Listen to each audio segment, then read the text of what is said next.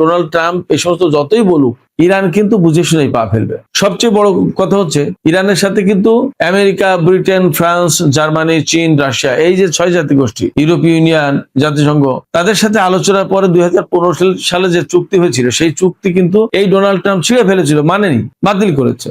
Masoud Pezeshkian সুস্পষ্ট করে বলে দিয়েছেন, কোন শক্তির চাপের কাছে ইরানকে আত্মসমর্পণ করানো যাবে না। অর্থাৎ ইরান কোনো মতেই কারোর চাপের কাছে কোনো চুক্তিতে সই করবে না।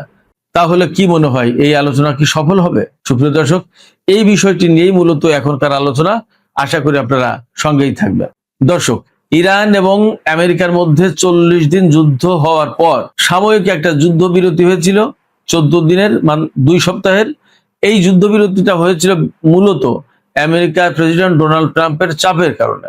চাপের পরে মানে হচ্ছে ডোনাল্ড ট্রাম্প পাকিস্তানকে খুব চাপাচাপি করছিলেন, খুব পিড়াপিড়ি করছিলেন যে একটা যুদ্ধবিরতির ব্যবস্থা করো, তা না হলে আমেরিকাকে ইরানের উপরে ব্যাপক হামলা করতে হবে, কিন্তু তার পরিণতি সব পক্ষের জন্য খারাপ হবে এবং সেইটা তিনি হ্যান্ডেল করতে পারবেন না, ভয়াবহ খারাপ অবস্থা হবে। বিশেষ করে ইরানের পক্ষ থেকে যে প্রতিরোধ বা প্রতিশোধ আসবে সেটা ট্যাকেল করা কঠিন হবে। কিন্তু আমেরিকার প্রেসিডেন্ট ডোনাল্ড ট্রাম্প যেহেতু ঘোষণা দিয়েছিলেন যে ইরানকে পৃথিবীর মানচিত্র থেকে মুছে ফেলা হবে, ইরানি সভ্যতাকে, সেই কারণে তিনি হামলা করতে বাধ্য। অথচ সেই সময় কিন্তু একেবারে আলটিমেটাম কিন্তু শেষ হয়ে আসছিল। এই জন্য তিনি পাকিস্তানকে এমন কথা বলেছিলেন যে ইরানকে এমন শর্ত দিতে বলো যা আমরা মেনে নেব, বা যেভাবে হোক একটা যুদ্ধবিরতি এখন কার্যকর করা যায়। অর্থাৎ ওই হামলা পাল্টা হামলার দিকে আমরা যেতে চাই না। তখন পাকিস্তানের পক্ষ থেকে ইরানের সাথে কন্ট্যাক্ট করা হয়, যোগাযোগ করা হয়, এবং ইরান তাদের কথায় সাড়া দিয়ে আপাতত যুদ্ধবিরতিটা 2 সপ্তাহের জন্য মেনে নেয়। এবং তারা পরিষ্কার করে বলেছিল যে আমরা আসলে অল্প সময়ের বা ক্ষণস্থায়ী কোনো যুদ্ধবিরতির দিকে যেতে চাই না, আমরা স্থায়ীভাবে যুদ্ধের অবসান চাই, তা না হলে আমরা যুদ্ধ করে ফয়সালা করব। পরে আমেরিকা ইরানের সাথে পাকিস্তানের রাজধানী ইসলামাবাদে আলোচনা করতে বসেছিল এবং আলোচনা হয়েও ছিল, এবং এমন কথা জানা গিয়েছিল যে আলোচনা সফল হওয়ার কাছাকাছি, অর্থাৎ একটা চুক্তি হয়ে যায়। কিন্তু ইসরায়েলের প্রধানমন্ত্রী বেনিয়ামিন নেতানিয়াহুর একফরের কারণে সমস্ত সবকিছু বানচাল হয়ে গেছে। এরপরে আবার নতুন করে এই যে হরমুজ প্রণালীতে ব্লকেট দিয়া পাল্টা ব্লকেট, এইটা সেটা বহু কিছুর পরে এখন নতুন করে কিন্তু আবার মূলত এবারও আমেরিকার পক্ষ থেকে এই আলোচনার উদ্যোগ নেওয়া হচ্ছে। আমেরিকার মেসেজ নিয়েই কিন্তু পাকিস্তানের প্রতিনিধি দল ইরানে গেছে।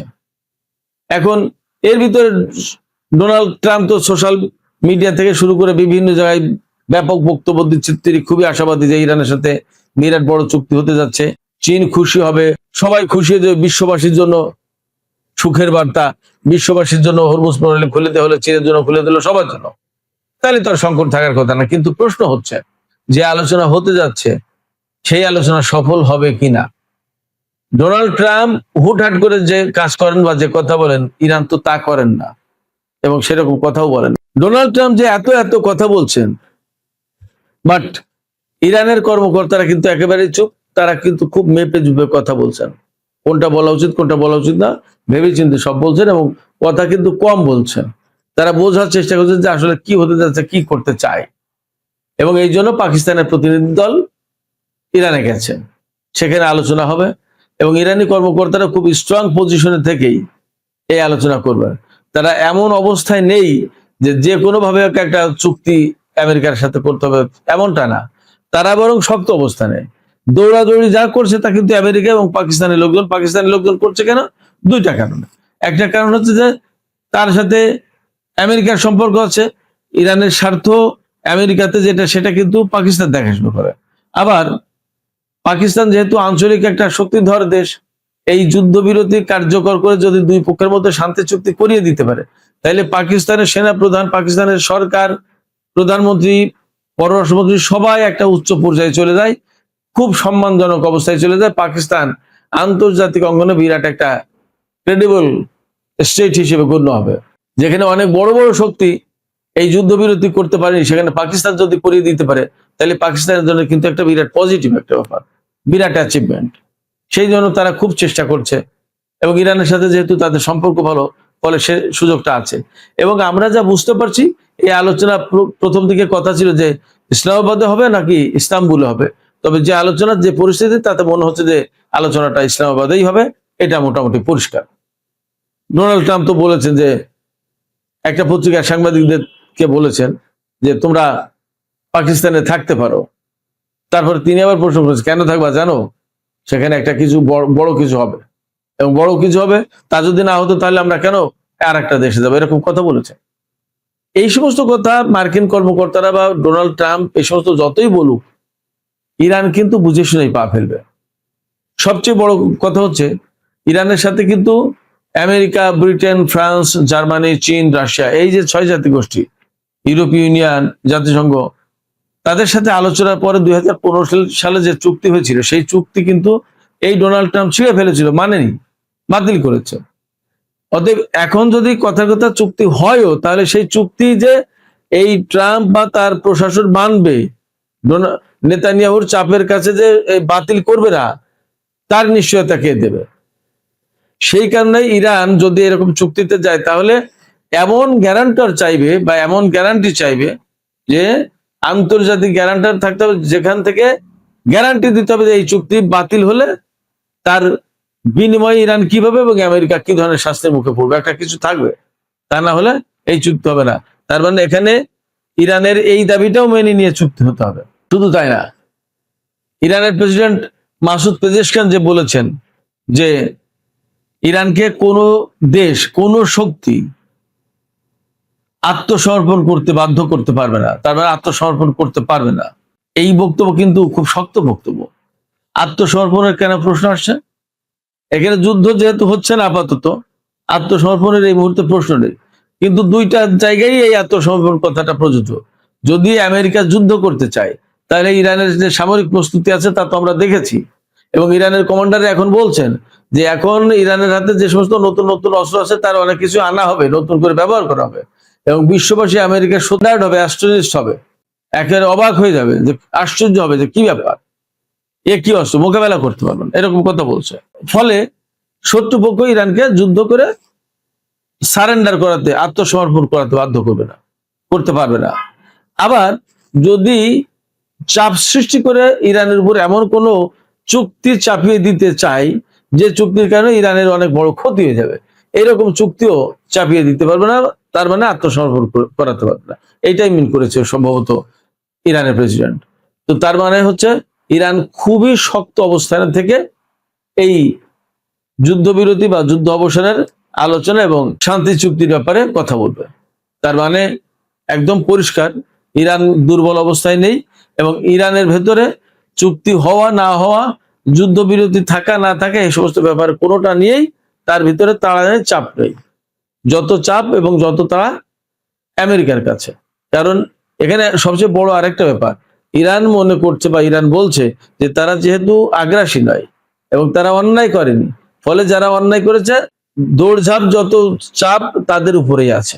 এর ভেতরে ইরানের সামরিক শক্তি সম্পর্কে ছোট্ট করে দু একটা আমি ইনফরমেশন দিই, তাহলে বুঝতে পারবেন আরো। আপনাদের নিশ্চয়ই মনে আছে 2019 সালে হরমুজ প্রণালীর কাছাকাছি একটা অবস্থানে আকাশ আমেরিকার গ্লোবাল হক ড্রোন ভূপাতিত করেছিল ইরান। এটা ছিল সেই সময়কার সবচেয়ে লেটেস্ট প্রযুক্তির ড্রোন। সেই ড্রোন তৈরি করার পরে আমেরিকার সামরিক বিশেষজ্ঞরা বলেছিল এই ড্রোন পৃথিবীর কেউ ভূপাতিত করতে পারবে না এবং শনাক্ত করতে পারবে না রেডার সিস্টেম। অথচ ইরানের আকাশের যেদিন ঢুকেছে সেই দিনই কিন্তু সিঙ্গেল একটা মিসাইল দিয়ে ধ্বংস করে দিল। এর চেয়ে অনেক বড় ঘটনা ঘটেছে গত 9 এপ্রিল। 9 এপ্রিল পারস্য উপসাগরের আকাশ থেকে আমেরিকার একটি Q4C ড্রোন ভূপাতিত করেছে ইরান। এই ড্রোনটার মূল্য কি? এই ড্রোন একটা সাধারণ ড্রোন না। এই ড্রোন আপনারা মনে করতে পারেন যে সাধারণ একটা ড্রোন ভূপাতিত করেছে, এটা এমন বড় কি? এই ড্রোন গ্লোবাল হক, সেই যে ড্রোনের কথা বললাম, তার চেয়ে দামি, তার চেয়ে আধুনিক, তার চেয়ে লেটেস্ট মডেলের। বা এই যে আরকিউসেন রিপার যে সমস্ত মডেলের ড্রোন, এগুলো কোনো কিছুই এর কাছে কিছু না। MQ4C এই মডেলের ড্রোনের দাম $25 কোটি, $250 মিলিয়ন। একটা F-15 জঙ্গি বিমানের চেয়ে বেশি দাম। এর চেয়ে সামান্য কিছু বেশি দাম E-3 সেন্ট্রি অ্যাওয়াক্স যে বিমান, সেই বিমানের। তার মানে কতটা দামি ড্রোন আপনারা বুঝতে পারেন। এই MQ-4C এই ড্রোন, আমেরিকার হাতে মাত্র 20টা ড্রোন আছে। এই ড্রোন অনেক দামি ড্রোন বলে বেশি বানায়নি, এবং এটা কমপ্লিটলি স্টিলথ প্রযুক্তি, এটা ধরা পড়বে না, কিন্তু ইরান ঠিকই মেরে দিয়েছে। ফলে ইরানের সামরিক সক্ষমতা, ক্ষেপণাস্ত্র প্রতিরক্ষা ব্যবস্থা বা আকাশ প্রতিরক্ষা ব্যবস্থা মোটেই দুর্বল না। মানুষ যা বলে ব্যাপারটা তা না। কেন দুর্বল না এটা নিয়ে আমি প্রয়োজনে পরে আর একটা ভিডিও করব, যদি সময় থাকে আপনারা আমাকে একটু মনেও করিয়ে দিতে পারেন। তো যাই হোক, ইরান যখন এই MQ-4C মডেলের ড্রোন ভূপাতিত করতে পারছে, F-15, F-16, F-35, যখন F-18 এই সমস্ত ধ্বংস করছে, কোনো ব্যাপারই না। সেক্ষেত্রে আমেরিকা কোনো মতেই ইরানকে চাপ সৃষ্টি করে কোনো চুক্তি চাপিয়ে দিতে পারবে না, এবং চাপ সৃষ্টি করে কোনো চুক্তি সফল হবে না। ফলে ইরানকে আত্মসমর্পণে কেউ বাধ্য করতে পারবে না। মাসুদ পেজেশকিয়ারের এই বক্তব্যই সঠিক।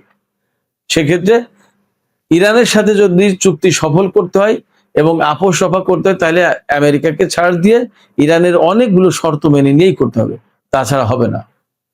সুপ্রিয় দর্শক, এখনকার আলোচনা এখানেই শেষ করতে চাই।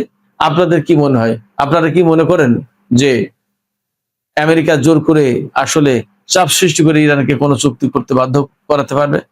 আপনাদের কি মনে হয় তাই, নাকি মাসুদ পেজেশকিয়ানের এই বক্তব্যই সঠিক যে পৃথিবীর কোনো শক্তি ইরানি জাতিকে আত্মসমর্পণ করতে বাধ্য করতে পারবে না? আপনাদের মতামত জানিয়ে কমেন্টে লিখতে পারেন।